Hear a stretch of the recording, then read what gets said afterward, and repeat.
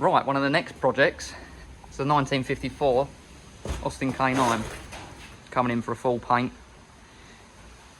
For a full top to bottom paint job anyway. Totally original. Original straight six Austin. Not that you can really see much of it under there. Years and years and years of hand paint, which is awful. It's got all come back. Started flattening the body off, but it's got to have a lot more to come back to the flat bit of paint to get it all nice and level. She's really original in all the places where they all go. It's original floor pans, original carpets, which is, well, not carpets, original mat, which is nice. Original seats, but a little bit used, I would say. Oh, you jump in the dashboard. Looks to be original paint on the dash, but it's all got to come off. It's all got to go back to being repainted again. It's all a bit tatty, which is nice patina, but I like to get them really nice. Oh, let's walk around the back. So it was originally a signal truck, radio body. So you got on the top of here, which would have had the side awning, which would have been the side tent that I think bolts either this is the other side, I believe. Goes onto the other side as a side tent, and two little blokes would sit in it and do radio signals. What else am I going to look at? All the tyres, sadly these tyres are a bit naff, they're cracked, so we've got to put another set of tyres on it, but the two front tyres are quite good on it. In the back is retrofitted as a camper. It's funny how the handle lifts up that way but not that way, so some bright spark. Let's put it up the wrong way around. But it's been retrofitted as a camper in the back, which is, it's not a bad job to be fair with you. It's livable. It's right after Mrs. kicks you out, isn't it? What else am I looking at? Oh, shut the door. So, pretty robust design. Axles are bomb-proof on it. Tow and hook. Full drive, obviously. Straight six petrol.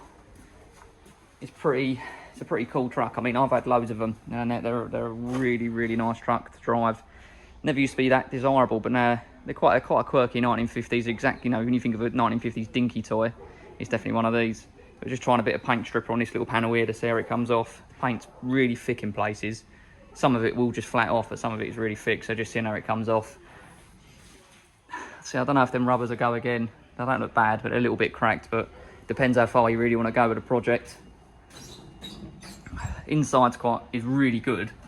It's tatty, but really good. It's got original floors, which is, you don't really get a lot of K9s original floors, and they're always gone. And they really rot for fun. If anyone knows a K9, they rot for fun. But yeah, so it's original seats, but the seats are ripped, which is a shame. So I have to try and get them re-upholstered. Looks like the original paint on the dashboard also. So yeah, slow progress. Hopefully within a week or two, it should be done. Only last week we painted a 1950s Bedford RL, which was an original Bedford RLD, which went into a deep bronze green. I'll attach a photo of it, how it come out before and after. That come out really well. There's a few tiny little rust repairs we've got to sort out. One there, got a little bit just under there, it's got to be sorted. It's all pretty basic stuff, petrol.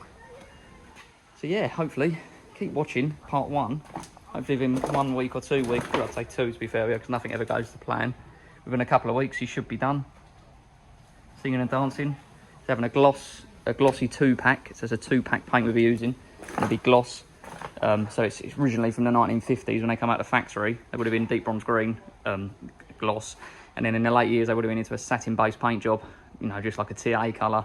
I prefer the deep bronze green. I just think it looks much nicer. And it's just a nicer finish. Satin-based paint looks horrible unless it's wartime vehicles and later post-war stuff, really. But the early post-war stuff, RLs and K9s and Umbers, they would have been deep bronze green. So keep watching. Part one should be in a couple of weeks. Please like and subscribe. It means a lot.